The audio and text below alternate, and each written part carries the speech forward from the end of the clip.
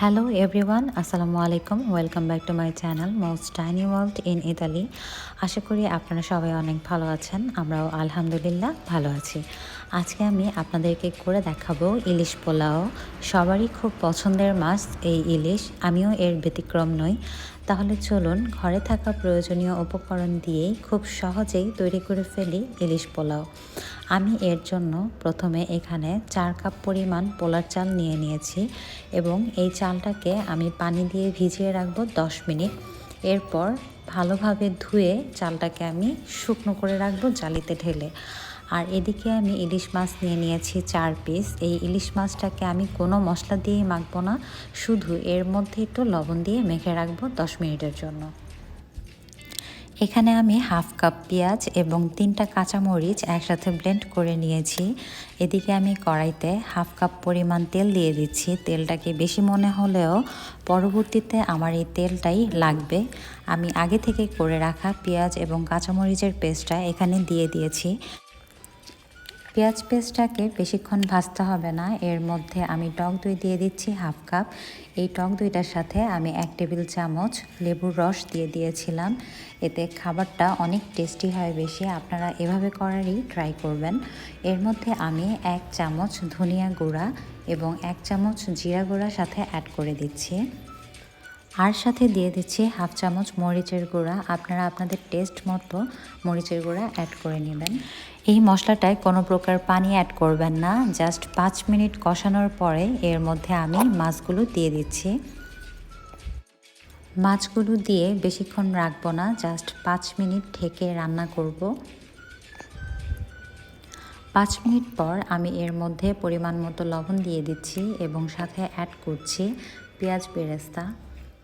এরপর আমি মাছগুলোকে খুব সাবধানে উল্টিয়ে দিচ্ছি। আমি এখানে 2টা চামচ ইউজ করেছি, আপনারা চাইলে 2টা চামচ দিয়েও করতে পারেন। আর যারা আমার থেকেও বেশি অভিজ্ঞ তারা 1 চামচ দিয়ে কিন্তু খুব সহজে উল্টিয়ে নিতে পারেন। এর মধ্যে এখন পরিমাণ মতো কাঁচামরিচ দিয়ে দেব। আমি এখানে 3-4টা কাঁচামরিচ দিয়ে নিচ্ছি। আপনারা আপনাদের টেস্ট অনুযায়ী কাঁচামরিচ দিয়ে আবার ঢেকে দিবেন 5 মিনিটের জন্য। মিনিট পরে চুলাটা অফ করে মাছগুলো খুব সাবধানে প্লেটে তুলে নেবেন আর মশলাটাকে আলাদা করে রাখবেন। এটা আমাদের পরবর্তীতে পোলাও রান্না করতে লাগবে। এদিকটায় আমি অন্য পাতিলে তেল নিয়ে নিয়েছি প্রায় 1/3 কাপ। এর মধ্যে এখন আমি পেঁয়াজ দিয়ে দিব হাফ কাপ। পেঁয়াজটাকে বেশিক্ষণ ভাজা লাগবে না, জাস্ট হালকা ভেজে এর মধ্যে আমি পোলার চালটাকে দিয়ে দিব। পোলার চালটা দেওয়ার পরে 1 চামচ আদা বাটা দিয়েছিলাম, সেটা আমার স্কিপ হয়ে গিয়েছে। এরপরে যে আমাদের মাছের মশলাটা ছিল সেই মশলাটা এখন আমি সম্পূর্ণটাই দিয়ে দিব। মশলাটা দেওয়ার পরে আমি প্রায় 8 থেকে 10 মিনিট ভালোভাবে এটাকে তেলের মধ্যে ভেজে নিয়েছি। যখন পাতিলে একটা শনশন আওয়াজ হবে তখন আমি এর মধ্যে 8 কাপ পানি দিয়ে দিব। আমি এখানে 4 কাপ পরিমাণ পোলার চাল নিয়ে নিয়েছিলাম, তাই এখানে ডাবল পানি দিতে হবে। পানি দেওয়ার পরে আমি একটু নাড়া দিয়ে এখন আমি পরিমাণ মতো লবণ দিয়ে দিচ্ছি। এরপর আমি চালটাকে ঢেকে দিব প্রায় 15 মিনিটের জন্য হাই হিটে। যখন বলক উঠবে তখন আমি চুলাটাকে মিডিয়াম লো হিটে করে দিব। 15 মিনিট পরে আমি আবার চলে আসলাম। আপনারা দেখতেই পাচ্ছেন আমার পোলাও একদম পারফেক্ট ঝরঝরে হয়েছে এবং পোলাওটা প্রায় 80% হয়ে গিয়েছে।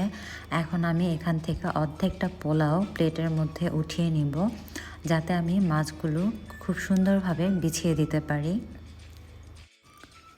অর্ধেকটা পোলাও আমার প্রায় উঠানো শেষ। এখন আমি মাছগুলো দিয়ে দেব, কারণ পোলাও যদি উঠিয়ে না নেই তখন মাছগুলো ভেঙে যাওয়ার সম্ভাবনাই বেশি থাকে।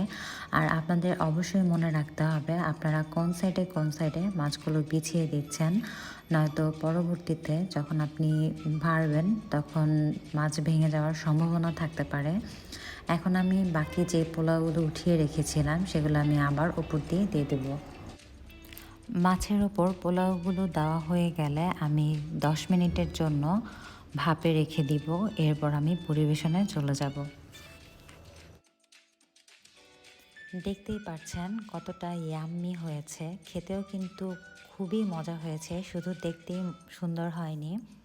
আমি খুব আলতোভাবে উপর থেকে পোলাও উঠিয়ে নিয়েছিলাম, এরপর সাবধানে মাছগুলো উঠিয়েছি। আপনারা চাইলে এখানে পেঁয়াজ বেরেস্তাও করে দিতে পারেন, আমি দিয়েছিলাম। পেঁয়াজ বেরেস্তাটা অনেক গুণ স্বাদ বাড়িয়ে দেয় এই ইলিশ পোলাওয়ের। আশা করি আপনাদের সবার কাছে খুব ভালো লেগেছে। যদি আমার রেসিপিটি আপনাদের ভালো লেগে থাকে তাহলে অবশ্যই আমার চ্যানেলটি সাবস্ক্রাইব করতে ভুলবেন না, আরও এমন নতুন নতুন রেসিপি এবং আমার নতুন নতুন ভিডিওগুলো পেতে। সবাইকে অনেক ধন্যবাদ এতক্ষণ সাথে থাকার জন্য।